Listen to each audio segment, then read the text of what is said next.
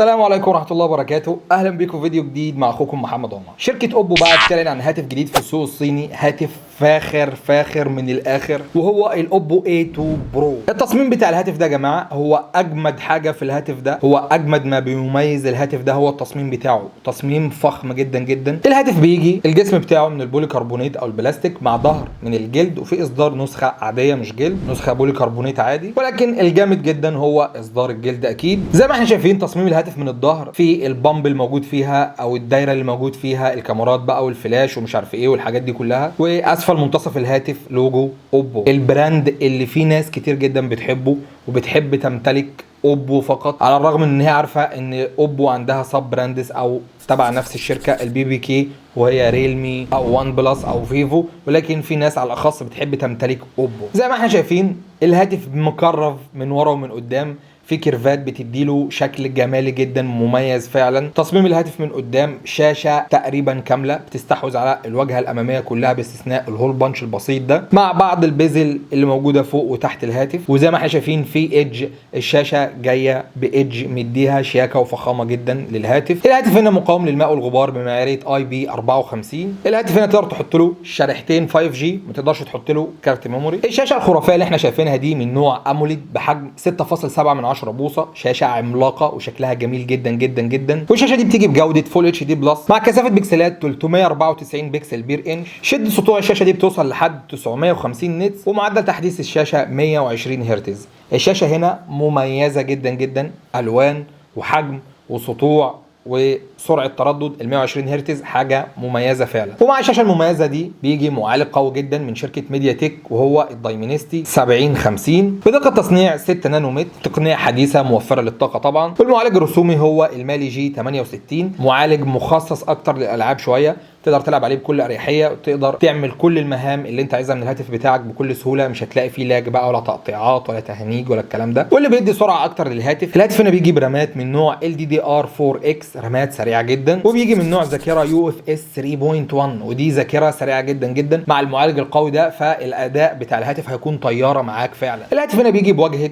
اوبو الكالر او اس 13.1 المبنيه على اندرويد 13. الهاتف هنا بيجي مساحات تخزين 256 جيجا مع 8 جيجا رامات، او 256 جيجا مع 12 جيجا رامات، او تقدر تاخد نسخه 512 جيجا مع 12 جيجا رامات. الهاتف هنا بيجي بكاميرا سيلفي 8 ميجا بكسل بفتحه حداثه اف 2.0، تدعم تصوير فيديوهات 1080 بي 30 فريم في الثانيه. الهاتف هنا بيجي بكاميرتين في الظهر، كاميرا اساسيه بدقه 64 ميجا بكسل بفتحه حداثه اف 1.7، والعدسه الثانيه 2 ميجا بكسل بفتحه حداثه اف 2.4، ودي عشان البورتريه او العزل.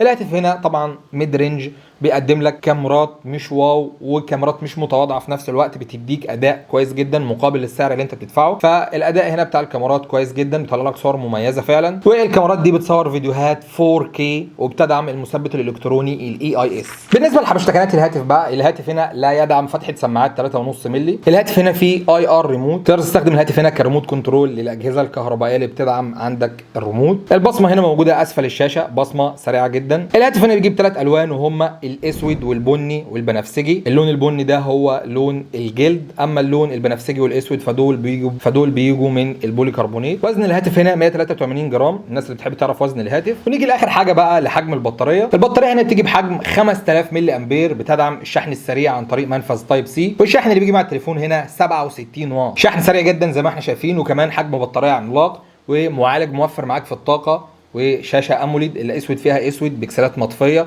فهتلاقي في توفير جدا في استهلاك الطاقه معاك. وكمان 67 واط هتشحن معاك الهاتف بسرعه، فمفيش اي مشاكل بالنسبه للبطاريه وسرعه الشحن. ونيجي لاخر حاجه بقى، وهو سعر الهاتف. اهم حاجه في الموضوع ده هو سعر الهاتف. سعر الهاتف كام عشان نشوف هل مناسب مع المواصفات الموجوده في الهاتف دي ولا لا. تم تسعير الهاتف في السوق الصيني للنسخه ال 256 جيجا مع ال 8 جيجا رامات دي بسعر $250، يعني حوالي 7700 جنيه مصري. النسخه ال 256 جيجا مع ال 12 جيجا رامات دي بسعر $275، يعني حوالي 8500 جنيه مصري. اما النسخه ال 512 جيجا مع ال 12 جيجا رامات دي بسعر $330، يعني حوالي 10200 جنيه مصري. سعر الهاتف في السوق الصيني اكيد طبعا سعر ممتاز جدا، حاجه واو فعلا، ولكن يبقى لما ينزل بقى السوق المصري هيضيفوا عليه قد ايه، 2000 جنيه مثلا، 1500 جنيه، ايه النظام؟